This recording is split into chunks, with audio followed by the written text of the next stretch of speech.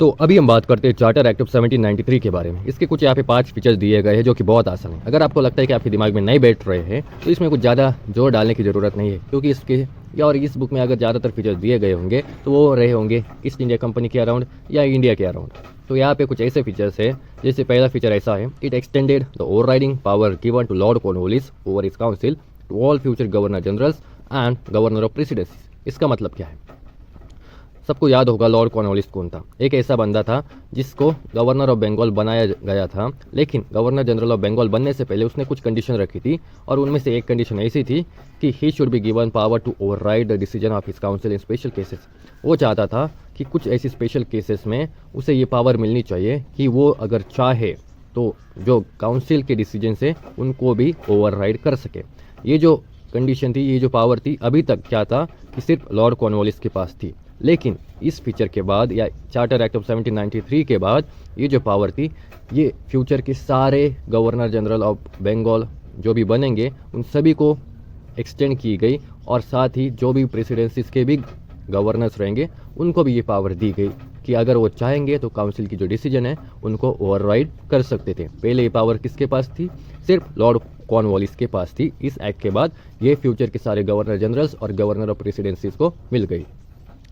और दूसरी फीचर की अगर बात करते हैं, it gave the governor general more powers and control over the governments of subordinate presidencies of Bombay and Madras. अब क्या हुआ ना, जो गवर्नर जनरल था उनको कुछ ज़्यादा ही पावर दी गई। उसका जो ओहदा था पहले से उसको थोड़ा बढ़ा दिया गया। उसको बोला कि अब तुम सबके बाप हो। फिर चाहे जो प्रेसिडेंसीज ऑफ बॉम्बे है उनके गवर्नर्स हो या मद्रास के, वो सब गवर्नर जनरल ऑफ बंगाल जो उसका जो गवर्नर रहेगा उसके नीचे रह के काम करेंगे।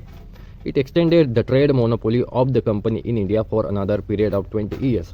जो ईस्ट इंडिया कंपनी थी उसको एक एक्सक्लूसिव राइट मिला गया था बाय देयर क्वीन कि हिंदुस्तान में केवल और केवल ईस्ट इंडिया कंपनी ही ट्रेड कर सकती है, दूसरी कोई कंपनी इंग्लैंड से नहीं आएंगी। ये मोनोपोली थी ईस्ट इंडिया कंपनी की। इस एक्ट के बाद ये मोनोपोली को भी एक्सटेंड कर दिया फॉर नेक्स्ट 20 ईयर्स। मतलब शायद इसका एक्सपायरी डेट आ गया होगा या नहीं भी आ गया होगा, लेकिन 20 ईयर्स के लिए इसको और एक्सटेंड कर दिया था कि आज के बाद से 20 सालों तक, आगे आने वाले जो 20 साल रहेंगे तब तक मोनोपोली किसकी रहेगी? ईस्ट इंडिया कंपनी की। दूसरी कोई कंपनी आके यहाँ पे ट्रेड नहीं करेगी हिंदुस्तान में। चौथे फीचर की अगर बात करें, it provided that the commander in chief was not to be member of the governor generals council unless he was so appointed. अब कमांडर इन चीफ जो बनेगा वो किसी को भी बनाओ, लेकिन वो गवर्नर जनरल्स के काउंसिल की जो टीम है उसका कोई मेंबर नहीं होना चाहिए।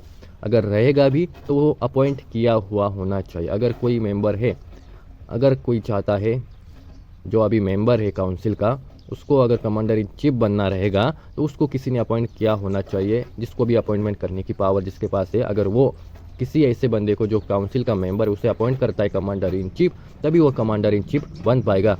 अदरवाइज गवर्नर जनरल काउंसिल के जो भी टीम मेंबर्स रहेंगे उनको ये अलाउ नहीं किया जाएगा कि वो कमांडर इन चीफ बने। पांचवें फीचर की अगर बात करें, it laid down that the member of the board of control and their staff were henceforth to be paid out of the Indian revenue. मतलब जो बोर्ड ऑफ कंट्रोल है, जो बोर्ड ऑफ कंट्रोल है या उसके मेंबर्स है या उसके स्टाफ है, एक ऐसी बॉडी थी जो हिंदुस्तान में बोर्ड ऑफ कंट्रोल जो बॉडी थी वो बनाई गई थी पीट्स एक्ट ऑफ 1784 द्वारा to manage the political affairs in India. अब इस बॉडी के जो स्टाफ रहेंगे, जो मेंबर्स रहेंगे, इनको पैसा, इनकी सैलरी कहाँ से मिलेगी? इनको वही से मिलेगी इंडियन रेवेन्यू। इंडिया से जो रेवेन्यू टैक्स के तौर पे या जैसे भी वो कलेक्ट कर रहे थे उसी से इन बोर्ड ऑफ कंट्रोल के स्टाफ को और जो भी टीम मेंबर्स रहेंगे उनको उनकी सैलरी दी जाएगी। ये इसका पांचवा फीचर है। अब इनको क्या पता भाई, मतलब ये हमें एड़ा समझ रहे थे कि मतलब सिर्फ इनको ही मिल रहा था हिंदुस्तान का पैसा, पूरा इंग्लैंड हमारे ही पैसों पे चल रहा था भाई साहब। ये शायद ये बताना भूल गए थे, लेकिन हाँ, कुछ ऐसे 5 फीचर्स है जो आपको पता होने चाहिए।